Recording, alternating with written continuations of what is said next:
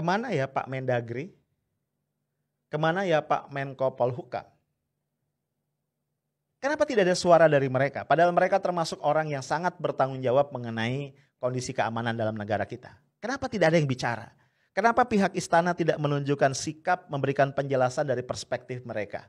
Perkara perspektif itu sesuai dengan keinginan publik atau tidak adalah urusan lain. Setidak-tidaknya publik ingin mendengar apa yang merupakan kata dari istana. Nah, terkait dengan notes ini juga, yang paling mengganggu gue adalah mengapa tidak ada sedikit pun suara dari Pak Prabowo Subianto, Menteri Pertahanan kita. Menurut gue, Pak Prabowo punya hutang untuk memberikan statement. Kenapa?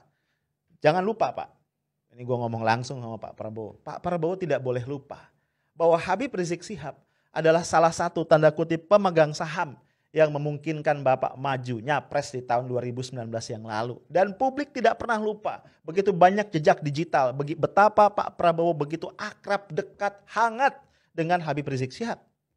Ya. Bagaimana Pak Prabowo misalnya mengatakan dengan berapi-api bahwa Bapak sendiri yang akan menjemput Habib Rizik Syihab dari Mekah kalau Bapak menang sebagai presiden.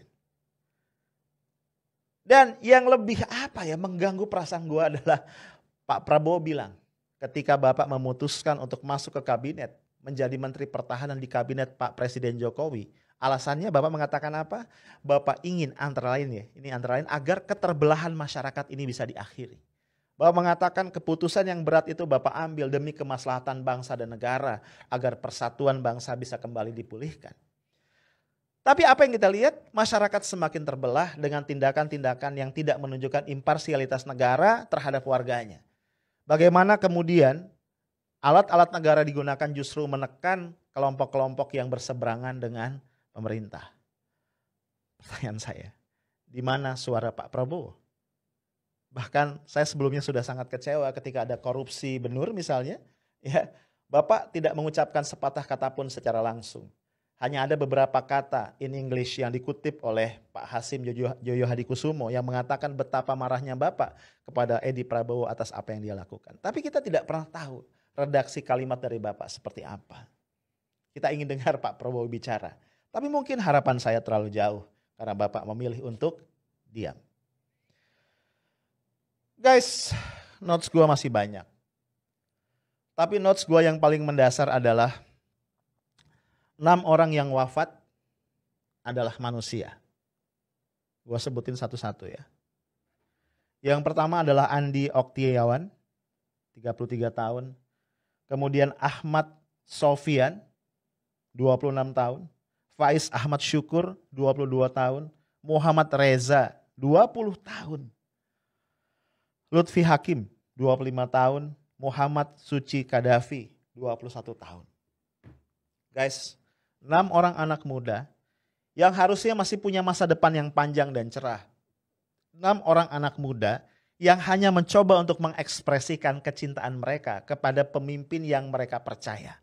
Habib Rizik Syihab. Lalu mereka tewas, mereka wafat, mereka syahid, dan sampai hari ini penjelasannya tidak memuaskan bagi kita dan terutama bagi keluarga. Mereka adalah anak dari ayah dan ibu mereka, cucu dari kakek dan nenek mereka, saudara dari kakak atau adik mereka, sahabat dari teman-teman mereka, murid dari ustadz yang ngajarin mereka ngaji. Mereka adalah manusia yang punya keluarga, punya sahabat, punya orang-orang yang mencintai. Gue cuma ingin mengatakan, mengingatkan kepada pihak-pihak yang menjadi pelaku tindakan zalim ini, kepada pihak-pihak yang mencoba untuk menyembunyikan fakta, kepada pihak-pihak yang mencoba untuk merekayasa. Bayangin, kalau orang-orang yang tersakiti, kalau orang-orang yang terzalimi itu kemudian menadahkan tangan ke langit kepada Allah Tuhan yang Maha Kuasa, maka tidak ada hijab antara doa mereka dan Allah yang Maha Kuat, dan ketika Allah mengabulkan doa itu akan dahsyat akibatnya. Gue jarang mengutip ayat, mengutip hadis, mengutip dalil karena gue bukan ustadz.